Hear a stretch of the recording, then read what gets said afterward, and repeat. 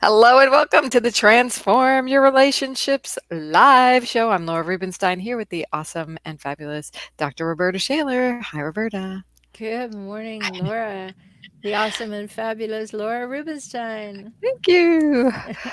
We're here, a couple times a month going through strategies, relationship issues with highly difficult people and in general in life. How do we face them? We've got strategies for you. We've got just topics to discuss and things maybe you haven't thought about. And I was thinking about what I was thinking about this morning, like those people in our head that take up time and energy that I could be spending on other people. So I thought, if anybody else can relate to this, let us know, No, because I'm sure they can't. I was thinking, like, what am I doing? I am wasting all this time, and I'm wondering if other people are. And let's talk about how to not waste this time, use our time more effectively. And it's not really not just about that. That was just like, why are you even in my head? What are you doing there? Well, usually it's because they have some emotional content that you're hooked into, isn't it? Hmm. I mean, like, why did they say that to me? Or why don't they do what they're supposed to do? Or, what's up with them? And when we have that emotional hook, we keep going back. It's sort of gnawing on the bone, like, okay, let me figure it out. And often it's because underneath that, we have some script that says they shouldn't treat me like that, or I'm worth more than that, or am I worth more than that? And so we keep going back to deeper issues, but we don't really realize that's what's happening. We just think they keep popping into our head.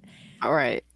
Or we just keep thinking about it. We're not even thinking about that. We're thinking about them, but they are popping into our head. So I wanted to bring some light to that so we can do something about it, because the minute you become aware of something that is not serving you, you can change it. That's what I do know. And so I said, well, I could just simply change it and say, okay, well, now I'm going to spend my time thinking about what I need to think about, in my daily life and get stuff done for me. But I was thinking, I started thinking about, what am I feeling? Okay, well, I was angry and I was justified and I wanted to be right and they're wrong. And I'm like, this energy just kept going in circles and is not good for me. So when I get in that space, my first thing is, okay, what can I be doing? But I now want to go back and look at this and say, okay, what should I be looking at? What are the good questions to ask? Where would you start? Well, I think we should take a very obvious example. Maybe you're in a relationship with someone, a primary romantic relationship with someone, and you deeply, deeply care. And they say something to you that seems offhand and off putting and makes you question. So I think the first thing to realize is that there is this wonderful premise that I remind all my clients about, and I sure remind myself in the middle of the night about. And that's this: it's a spiritual premise. Remember, I give everything the meaning that it has for me. So I'm making up what it means. I'm having assumptions about what it means. I'm having feelings about what it means. I may even be outraged by what I have made up that I think it means. And if I can get my head around that I give everything the meaning that it has for me, then it's a great starting point, Laura. Well, it's a real responsible place to start, right? It's like, okay, so if I, and because, and also that word responsible, sometimes it scares people, but I wonder that it also, I know that it also, if you're responsible for something, you can do something about it. You can change it. You're not at the effect of it. You're not a victim to it. You now say, okay, well, and what part do I have to play in this? Yeah, Right. yeah, Oh, absolutely. yeah. I think that self-awareness, that self-reference is very important because that's what allows you to become self-reflective. Like, Mm. okay, let me stop thinking about that person and let me go back in and see what's going on within me. And that's, you brought it up at the beginning. I think it's very, very wise. Like, okay, I have a feeling. I'm not going to look at who caused the feeling. I'm going to look at why do I have the feeling? Yeah. And that will separate out thinking about them and start thinking about me. And many people will quickly learn how quickly they remember that they want to do the dishes at that moment, because It's they hard to, like, look at oneself. Is that what you're saying? yes, they don't want to go into the depth of, okay, what's going on with me. I just want to be really upset with that person, you know? Yeah, sometimes it's easier to be angry and upset than do one of two things. Go do something more productive, if you can't deal with, that, or look at yourself so you can grow, and to me, there's, like, a freedom in that. Either way is beneficial for me versus letting them have the power. Like, if I just wanna be right and they're wrong, they have the power. Like, I don't really. Exactly. But, the whole question is, why do you keep giving it to them? And that's the inquiry. Like, Mm. why do Ooh, I say more keep about that. why do I keep giving the other person power over me, letting them in my head, letting them upset me? Why not sit down and say, okay, what's really going on here? Give yourself 5, 7 minutes to just say, okay, let me first of all do a weather report. I'm feeling this way. I'm upset about. I prefer to be treated, that kind of thing. And you think that through. And then you begin to realize that, oh, I just grasped that back and put it back in here where it belongs. And so you can, bring the chicks home, if you like, to to where they belong. I'm giving away my power. Why do I do that? And what is it about that person that caught me unawares and allowed me to give it away so unconsciously?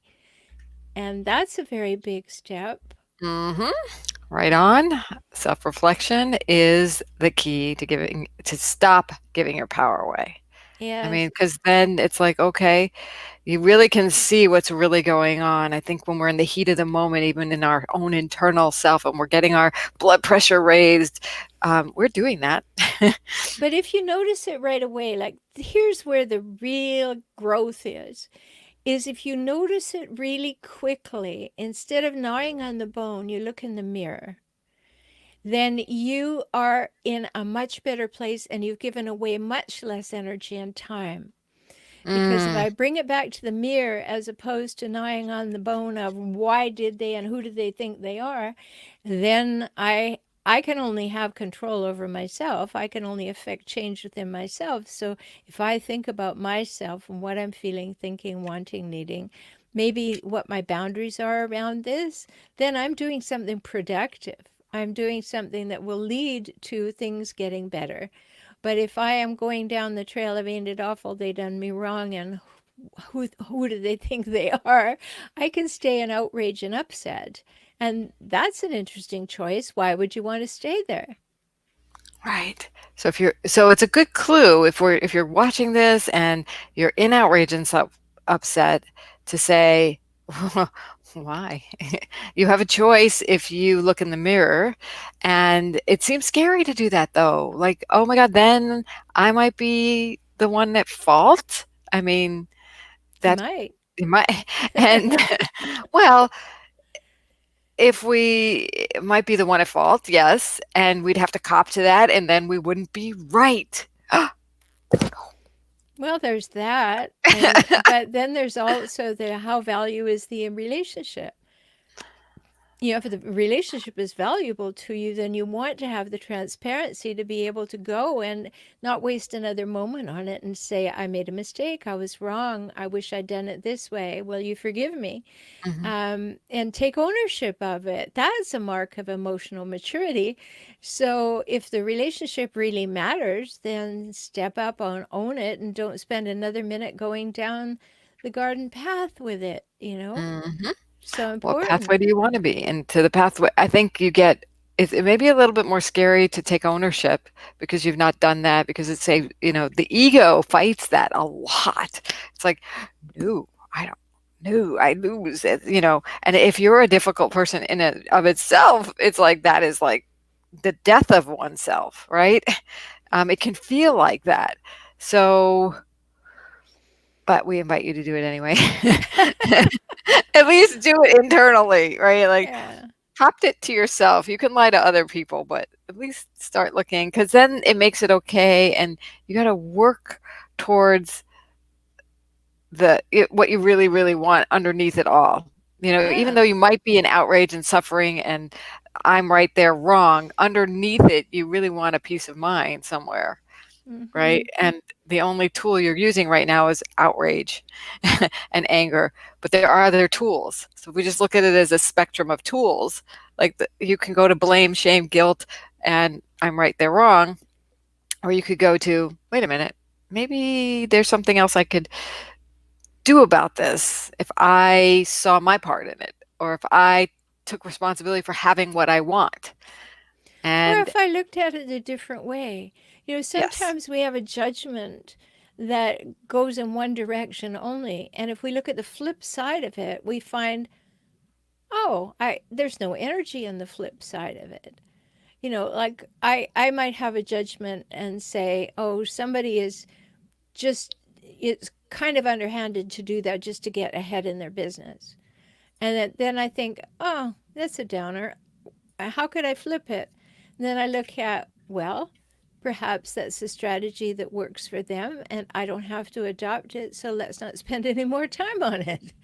Right? So I'm not giving away any energy within my personal system to it. And I can stop that in a hurry. Just mm, because I don't like what somebody does, I am perfectly free not to do it myself or to interact with that somebody. And that's the end of the conversation. But if I go into resentment and say, well, they've got all these people and they're misrepresenting themselves and then, and then I can go down a rabbit hole of my own making and wallow for a while and wonder why I don't have any energy for constructive, wonderful growth. right. It kind of becomes a crutch for staying stuck if we stay in excuses and blame and shame and I'm right, they're wrong. So if one is there, it's an opportunity to say, well, do you want to stay stuck? And if not, then self reflection, look in the mirror. And you may need some help, guidance, support with that, knowing where to in a safe space.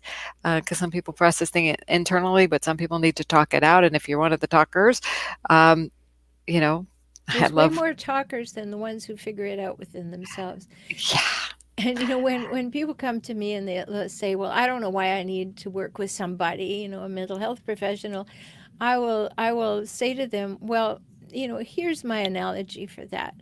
You're a fish. You're in a fishbowl. The fishbowl is full of water. There are other fish in there. You're trying to swim. You have concerns about how you look to the other fish. So much is going on. My task, sit way over here in my chair and see the table and the bowl and the water and the fish and all of that because it's perspective. I can look at the whole picture and I can ask you questions about it while you're in it. hmm And that's the big difference. And that's often how we get to clarity is having that outside view. yes. Your best thinking got you to this place. That's one of my feminine power card principles. But the point of that is if you want to get somewhere else, you need outside input. You need to expand your perspective. And questions do that quite well. A lot of times you can't think of the right not right question, but the question that's going to give you that new perspective. But questions will give you that. So if you're not willing to talk to somebody else who's willing to sit back and see the fishbowl, at least start with asking questions of yourself that are related to the real outcome you want. You want more love in your life. You want to feel at peace. You want to be able to love more deeply. You want to trust yourself. You want to trust others. What is it that you want? And then start asking yourself the weather report questions is a great place to start.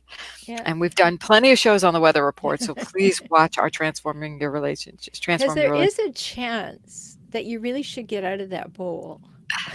you know, There are other fish ponds, right? Is that There what you're saying? are, yes, yes, there are There's other ponds fish, and, there's and other ponds. lakes and oceans and all kinds of beautiful pools that you could be much happier in. And Mm, if you really give a good examination of the fishbowl that you're in and say, this is too small for me, this is too crowded for me, I know these people and these fish, and every time that one goes by, I think, oh, I have to go in an opposite direction.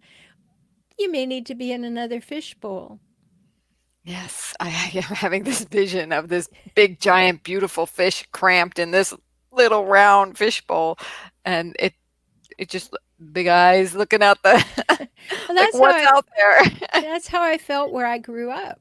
Oh, really? Yeah, like I grew up in what was then a very small town, and I grew up in a kind of outside area of it, and it was the most blue collar redneck corner of that. And for any of you who've been listening to this, you can imagine how well I fit. Hmm. And then there was a lot of resentment because I had musical talent, I was smart, like, what are you trying to do here? Aren't we good enough? And all kinds of stuff. I always knew that, I needed to get out of that bowl. When I Hmm. was 17 years old, I flipped right out of there and never went back. Right. And sometimes it takes flipping. And another reason this topic came to mind was I just finished the book, reading the book Educated. And Mm, the author's conclusion at the end was, there's a divide in this country between those who are educated and those who are not. But to me, the book was about hijackals and growing up in that kind of a family. And she got out of it because of the education that she received and the awareness she received yeah. at that. And so I don't just blame it on I don't say that education is the cure unless it's self-reflection education, like that's the education that really Yeah. even the most educated people don't have. Well, So, here's my take on that, because this metaphor might work for folks. Education goes in here and far too often comes out here and never went down here. mhm, So you can get very good at being a talking head and sounding like everything is wonderful. And then someone says, "Well, how's your life?" "Oh, well, we don't look at that. I'm just going to tell you how it's supposed to be and give you all of this research and do all of that." And if we listen to talking heads and we don't look behind them to see, who is that, then we can go down some pretty nasty paths and give people a whole lot of money. mhm. So it's very important for us to be willing to look behind that Yeah. and speak up and say, "Oh, maybe that's not the best path." And they say the path, who was it, this famous philosopher said the path between here and your head is the longest journey you might ever take, or your head and your heart, maybe the other way. Well, Either I've way, said it many times. It's the longest 12 inches in the world. that is how you have expressed it. I have heard you say that. That's great. But yes, so we can be educated, but are we integrated with it? Do we know? Have we? So yes, um, I think education is wonderful, and I don't think it's the reason for the divide. I think that this 12 inches is the journey there, the connection made, and education can facilitate that for sure. So can working with someone like yourself, or myself. And in hypnosis, what we talk about is repetition to change a pattern. So if you have identified what the source is, what you've been repeating to yourself, it's sometimes about putting a different suggestion in there, but you have to have done the work. Otherwise, it won't stick. You have Yeah, to really have the insights there. yeah, it's not just the words, and I think that's where the idea, the panacea of the affirmation comes from, is that if you just say these magical incantations every day, you put them on your bathroom mirror, they will magically appear. Yeah, it's a really good thing to remind yourself of what you want in life, or what you'd like to become, or what changes you'd like to have. But then, you have to do what Laura said. You have to do a little work. And then that's when you want to go grab a coffee and a bus, Like, what do you mean I've got to sit down and do the work? I just want to read these things on my bathroom mirror and everything's going to be wonderful. Well, good luck with that. Yeah. Well, yeah, but in combination, when you do take a look inside and you say what's really going on, what you really want, what's feeling and what's underneath all that, and you can have someone kind of give you that input. It's really hard, like you say, with your own thought patterns that got you here. We need to change, bring in external resources to help you look within and go go new places and guide you to new places. So it's not like we know where you're going, but we certainly can help you get out of where you are by asking new questions, by also Yeah. having the wisdom that you have in particular about how people's shift and transformation happens, right? Well, yes. In fact, I just had a client write to me last night. We've just done a whole lot of work on relationships and herself and where it all came from. And she wrote to me last night and she said, "Okay, now I'm ready for you to lead me to figure out what is my life's purpose." Well, you can't figure out that. Quite frankly, I'm not sure we need to. But I know what she meant. Heresy. Oh my God. Yeah, But I thank think you for there's a saying whole that. industry on finding your life purpose, and I think, oh my God, no, don't do that. Find out what you're up to now for the next 3 months, 6 months, year, and do it, and then reassess. But this life's purpose that makes it sound like you can never get it right, and anything that tells you you're broken or you can't get it right, no, put that to the side. Not going down that. That's a rabbit hole of no ending because Well, then saying someone, who you are as you are is not good enough, and that's our whole commercial industry. Fashion, makeup, perfume. yeah, They all if wanna you had it change you. right, you would Right. You hire would smell me. good, you would look good, you would be more loving and lovable. It's so BS. Thank you. Well, I think that, some of it is really good stuff, but the fact is that it goes into the marketing realm of I'm the only one who can fix your problem or end your pain. And then you get the added hook of I know that, you need this, so therefore you must invest. And if you don't invest, you're quitting on yourself and you'll never be good enough. And that whole thing. Certainly, I mean, there is wisdom in investing in yourself, but do it because you feel that you are important, you are worthwhile, you want to solve something, you'd like to have your life be different, and let it come from you, not from someone telling you you're not good enough or with the program or quitting on yourself. Because and that kinda can take us full circle because if you actually have bought into that you're not good enough, and then you have these people in your head, you're kind of reinforcing that. Because Yes. that's what you're thinking about is you're not good enough and they're this, that, the other. You're trying to like battle yourself with that, trying to say, yeah, I'm really good enough, but you're underneath, you're like thinking, well, maybe I'm not. And Well, then that's inherent in giving your power away, isn't it? Like someone else defines you. I mean, what is the definition of gaslighting? Gaslighting is when someone else endeavors to define your reality, tells you what you think, what you need, what you want, what you remember, all of that. That's gaslighting. And you can be gaslit by marketers. Watch that, because then they add not only you could be this, but you should be this. And watch for that. Marketing can be very gaslighting. Make sure I you hadn't thought resonate with about that. that. Yeah.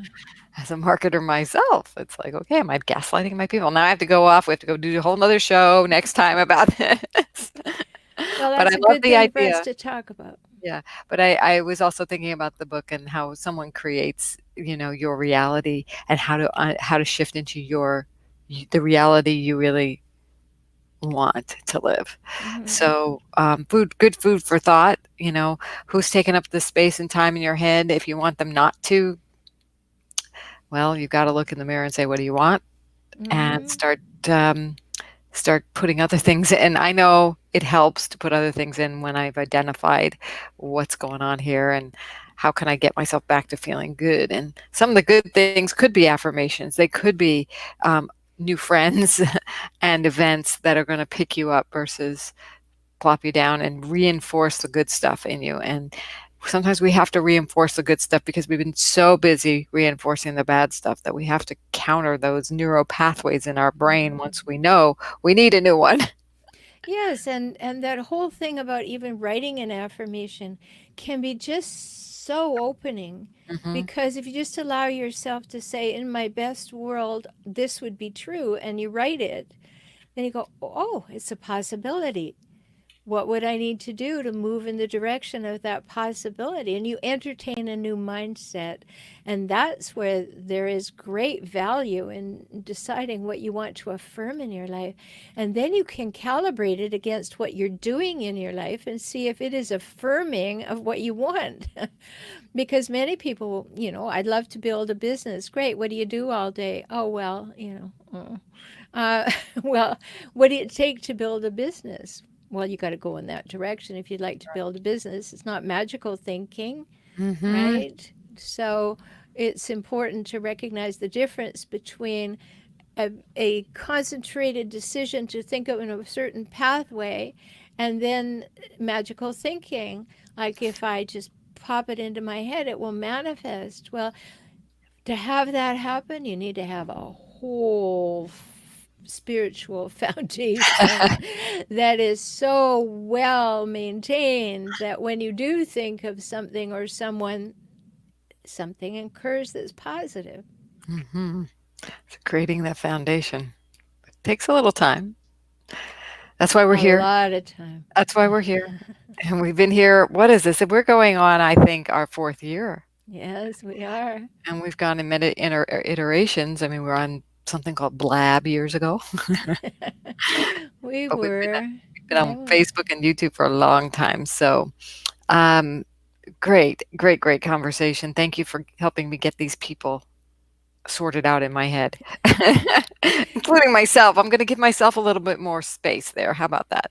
I I like to think say that sometimes this balance neighborhood is is important. Yes. balance is good. Yes, sometimes this neighborhood is not always the best neighborhood, but we're cleaning it up, right? Well, you're part of it anyway. Yep, there you go. A little brainwashing, I like to say sometimes is a good thing, and Well, it's yes, in the positive. most positive terms, it is. Yes, Wash your brain free of things that don't serve you, and wash out the toxicities yes. and all of that. I had an acupuncture treatment the other week, and I said, I'm feeling like when I meditate, I'm not getting what I used to get. And he said, "Oh, let me put a couple needles in your head," and he put one in my head, and I went, "Oh my goodness, I just think I understand what the feeling of brainwash is." It was. It was just like energy just went from the front of my head to the back and all the way down my body. And I thought, whoa, that's cool. Do that next week. All right. So hopefully we've washed into your brain some new ideas about how you can get those people out of your head and really start looking at what's in front of you so you can have what you want. So you can have the relationships you want. And that's what the Transform Your Relationships show is all about. So we'll be back, what, in a couple weeks? That'll be right around the time of, oh, right after actually, Valentine's Day. So everybody, we wish you a lot of love and heart centered connections with people. Anything And you want to add? remember, you can find that love in the mirror. Yes. All right. Enjoy. Bye for now. Bye bye.